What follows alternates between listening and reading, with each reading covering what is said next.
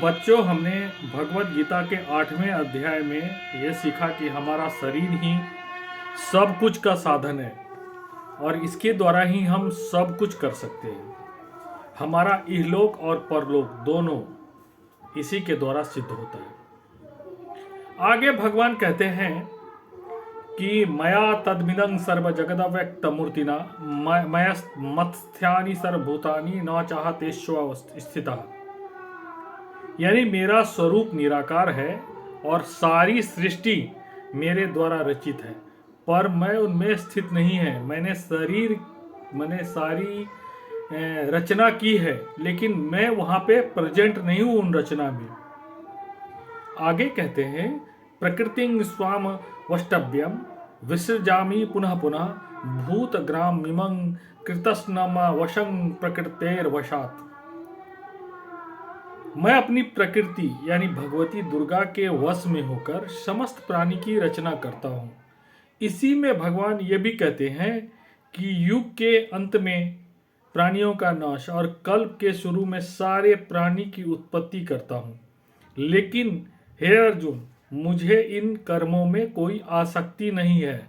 यानी भगवान एक नियम से बंधे हैं। इसलिए बच्चों, नियम जो है जीवन में बहुत जरूरी है। जब भगवान के लिए नियम जरूरी है तो हम मनुष्यों के लिए क्यों नहीं। आगे भगवान कहते हैं मया धक्षेन प्रकृति श्वेते सचराचरम हेतु नानेन कौन्तेय जगद्वी परिवर्तते। कि मेरे अध्यक्षता में यानी सुपरवाइजरी में माया, आपने योग माया के बारे में तो सुना ही है, तो माया के द्वारा इसी प्रकार संसार का चक्र चलता रहता है। ठीक है, एक सिस्टम है, एक नियम है।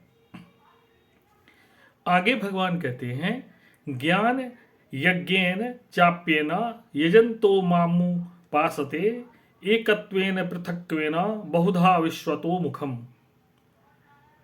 मुझे ज्ञान योगी निर्गुण, जिसमें सत रज और तम और कोई गुण नहीं है और जो कि निराकार है, ऐसा मान करके मेरी उपासना करते, यानी मुझे अपने से अलग नहीं मानते ज्ञान योगी, ऐसा भगवान कहते हैं।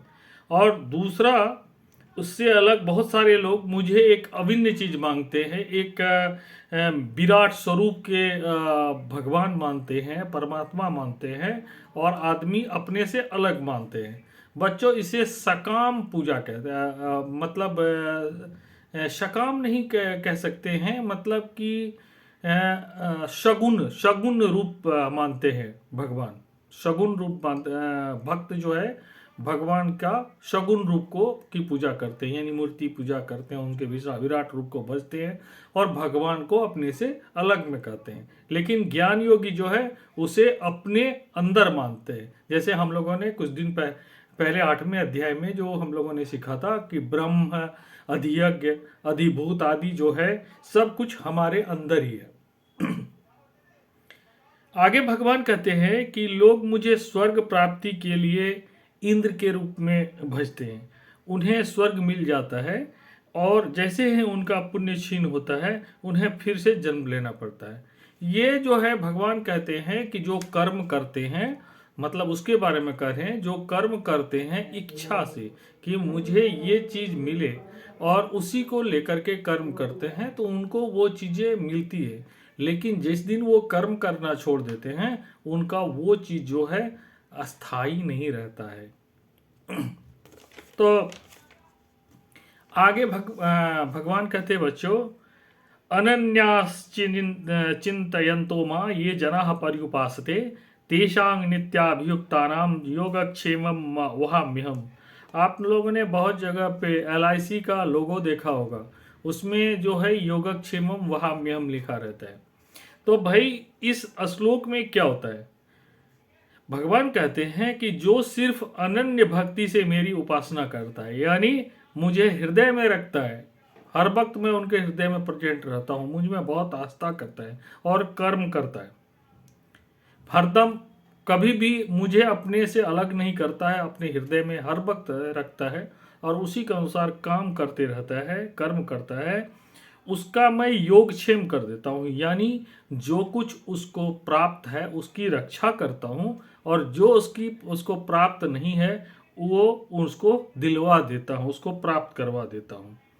तो यहाँ पे भगवान जो है संकल्प की बात करते हैं बच्चों। संकल्प, यदि हमारा संकल्प दृढ़ निश्चय हो, ठीक है, और हम एक संकल्प कर लें और इसके बाद उस पर कार्य करते रहें, उसके सफलता और असफलता के बारे में नहीं सोचें, और हमारा कार्य कंटिन्यू उसके ऊपर हम तन मन धन से करते रहें, तो वही योगक्षेम वाली बात होती है। यानी सफलता तो आपको मिलेगी, सफलता की चिंता जो है आपको नहीं करनी है। सफलता जो भगवान खुद कहते हैं कि मैं उनका योगक्षेम कर देता हूँ, यानी कर्म का फल उनको तो मिल जाता है, स्वयं मिल जाता है।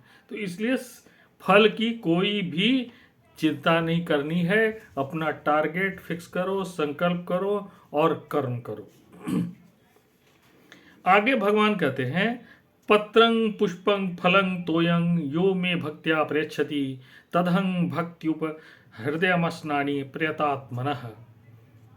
जो भक्त प्रेम से और निष्काम यानी बिना किसी लाभ हानि के सोचे मुझे फल, पत्ते, जल, फूल आदि अर्पण करता है, मैं उन्हें सगुण रूप यानी प्रत्यक्ष रूप में आके ग्रहण करता हूँ। तो बच्चों, आपने सुना होगा भक्त शबरी के बारे में, तो सुना होगा उन्होंने भगवान राम के लिए जूठे बैर उनको खिलाए। वो बैर को चखती थी कि वो मीठा है कि नहीं मीठा है, और जो मीठा बैर है वही छांट के रखती थी, और वही उन्होंने भगवान राम को खिलाए थे, जूठे बैर। तो भगवान जो है प्रेम के वशीभूत है, ठीक है, और हृदय में भगवान आपके विराजमान रहने चाहिए। इतनी ही जरूरत है हमें आदमी के रूप में। आगे भगवान कहते हैं, अपि चेत सुदुराचारो भजते माम नन्यभाग साधुरे विश्व मंतव्य सम्यक व्यवसितो हिशः। यदि कोई पापी दुराचारी भी अनन्य भाव से मेरी भक्ति करता है तो वह साधु ही कहलाएगा। मतलब उसने अपने कुकर्म को छोड़ दिया है और वो अच्छे कर्म करने लगा है, भगवान को अपने हृदय में रखता है, और जो अच्छे कल्याण के लिए काम करने लगा, अच्छे सत्कर्म करने लगा है, तो वो भी साधु ही कहलाएगा, वो कुकर्मी नहीं कहलाएगा। वास्तव में हमारे पास यानी बीते हुए समय से हमारा जो होता है हमारा व्यक्तित्व प्रभावित नहीं होता है। तो बच्चों, जब एक कुकर्मी भी अच्छे कर्म करके अपने हृदय में भगवान को रख करके जब अच्छा व्यक्ति साधु बन सकता है, तो हम बच्चे जो है यदि कि अच्छे कर्म करेंगे तो हम अच्छे बेटे बन सकते हैं, अच्छे बेटी बन सकते हैं, अच्छे छात्र बन सकते हैं, अच्छे मानव बन सकते हैं, अच्छे नागरिक बन सकते हैं। तो आपने पहले क्या किया है उसको आप छोड़ो और अब अच्छा बनो, हृदय में भगवान रखो और कर्म करो। देखो, आपको बताऊं, आपको पहले मैंने वाल्मीकि के बारे में तो बताया ही था। तो वाल्मीकि रत्नाकर थे, डाकू थे, और वो जो है वो बन गए कौन, तो महर्षि वाल्मीकि। उसी ढंग से अंगुलीमाल जो महात्मा बुद्ध के पास आए थे, उसकी कहानी आपने सुनी होगी। तो वो अंगुलीमाल डाकू जो है वो संत बन गए।